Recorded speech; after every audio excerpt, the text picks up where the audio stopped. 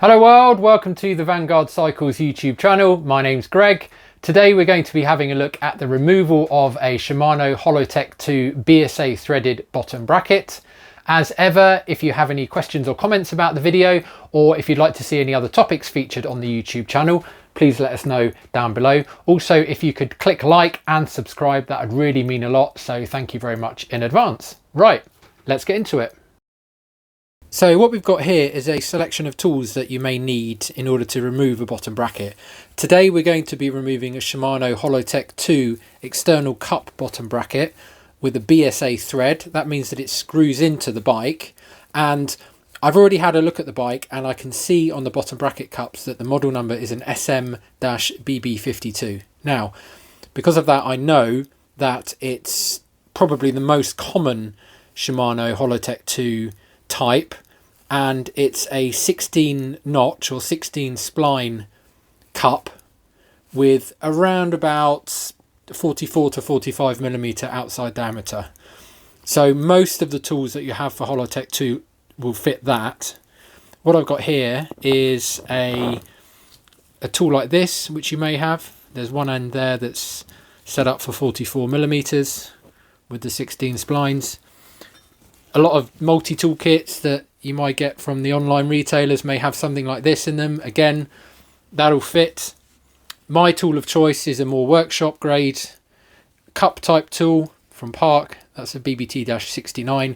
Again, that's got 16 notches or 16 teeth on it, and I know that across it's the right size to fit the cup of the bottom bracket we want to remove. In order to use this tool, we've got a ratchet there which fits in like so. The advantage of using a tool like this is that if you need it, if you need extra leverage, you can use something like this, a breaker bar, and attach it and really get a lot of force onto that bottom bracket if you need to. Now, one thing I'd say about that is if you've got the bike clamped in a work stand, which you should have, and you need to get a serious amount of leverage on it, I would recommend putting the bike on the floor and making sure that you're in a safe place where you can keep the bike steady, get the tool engaged, hold the tool on, and then use a bar like this to very gently use that extra leverage to free off that bottom bracket cup. Okay, so what we've got here is a bit of a bird's eye view of the drive side of the bike. Now, the drive side of the bike means the side where the chain and the chain wheel would go in the crankset. So that's the drive side, which is the right hand side of the bike. The thing to note on the drive side of the bike is that for BSA threaded bottom brackets, they actually tighten up to the left and they undo to the right. You can actually see on the top here it says tighten and there's an arrow pointing to the left. So that's where the rule of thumb of lefty loosey goes out the window. So this is a 16 notch bottom bracket, Shimano. It's a pretty standard tool as we discussed before. It's probably the most common bottom bracket tool used today, unless you're taking out a square taper bottom bracket. We're going to get our tool on, and the most important thing is to get a good amount of purchase so that the tool doesn't slip off, because this could be tight. And this is probably the most common time that you might want to get your bike on the ground if you need more leverage.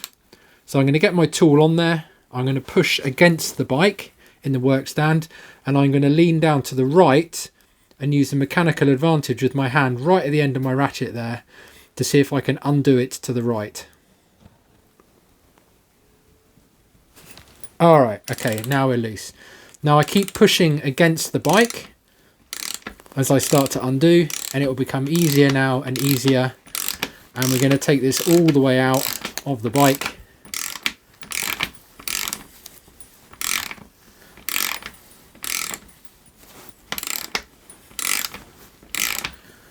Until we get to a point where we may actually be able to undo it by hand. Okay, and we can see that that's come out with the center sleeve, and we've got a lot of that lithium grease that's kind of turned to sludge. Doesn't matter too much because the job there is to protect the bottom bracket from water ingress, but we certainly need to make sure that we clean up the threads here for the bottom bracket before we install a new one.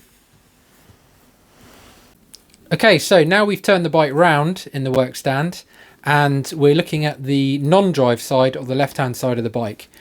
You might be able to see on the top here, there's an arrow saying tighten to the right. So this side actually uses a normal thread, tightens to the right, and it loosens off to the left. So let's see if we can get this one undone in the same manner. And here we're going to undo to the left. Okay, so I'm holding my tool on in place, nice and secure, and I'm going to very gently start that. And actually that started to come quite easily there. All right, it's coming all the way out.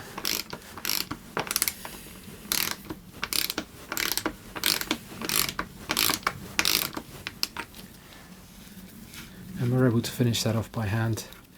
And that's come out quite easily because we've used the correct compound. Even though that looks pretty worn out and nasty, because this has been greased by the owner of the bike when the bottom bracket was installed, it's meant that it hasn't seized in place and we've been able to take it out. Well, there we are. I hope you found that video helpful, interesting, exciting. If you did, please let us know. If you didn't, please let us know. Right, see you next time.